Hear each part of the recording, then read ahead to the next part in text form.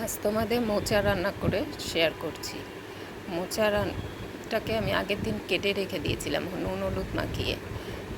এবারে এদিকে নিয়েছি জিরে, তেজপাতা, শুকনো লঙ্কা, তারপরে গোবিন্দভোগ চাল, আলু।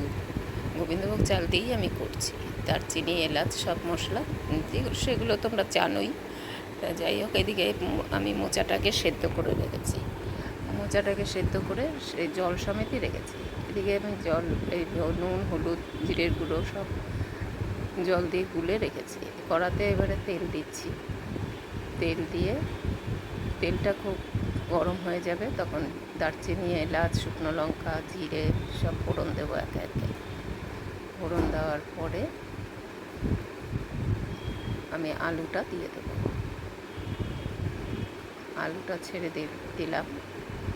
ছেড়ে দেওয়ার পরে তারপরে তোমরা দেখো, এবারে চালের গুঁড়ো, চাল গোবিন্দভোগ চালটা আর নারকেলটাও দিয়ে দিলাম। ভাজা ভাজা হলো, ভালো করে ভাজতে হবে। যতক্ষণ না ভাজবো, ভাজাটা হবে ততক্ষণ পর্যন্ত নাড়ব।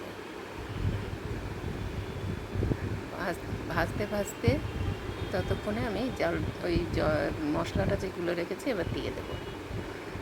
হ্যাঁ, দিয়ে দিলাম। দিয়ে দেওয়ার পরে তারপরে আদা বাটাটা দিলাম।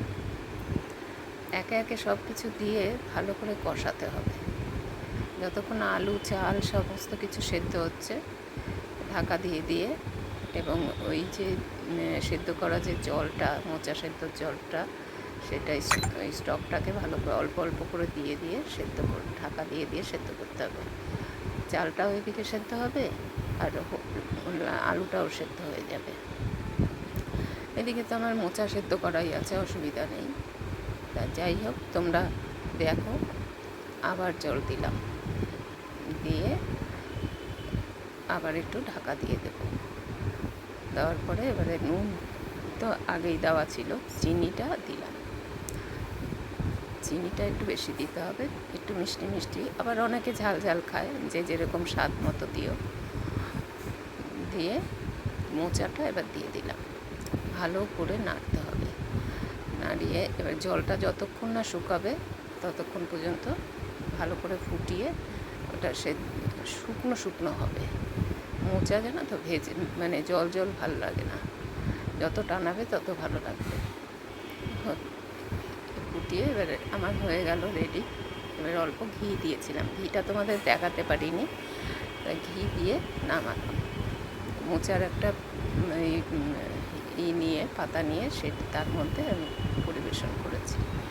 তোমাদের দেখো, নারকেল মোচা কত সুন্দর হয়েছে। অনেকে ছোলা দেয়, আমিও ছোলা দিই, কিন্তু আজকে ছোলাটা দিইনি, গোবিন্দভোগ চাল দিয়েছি যেহেতু। হয়ে গেল আমার নারকেল মোচা। তোমাদের ভালো লাগলে শেয়ার করো।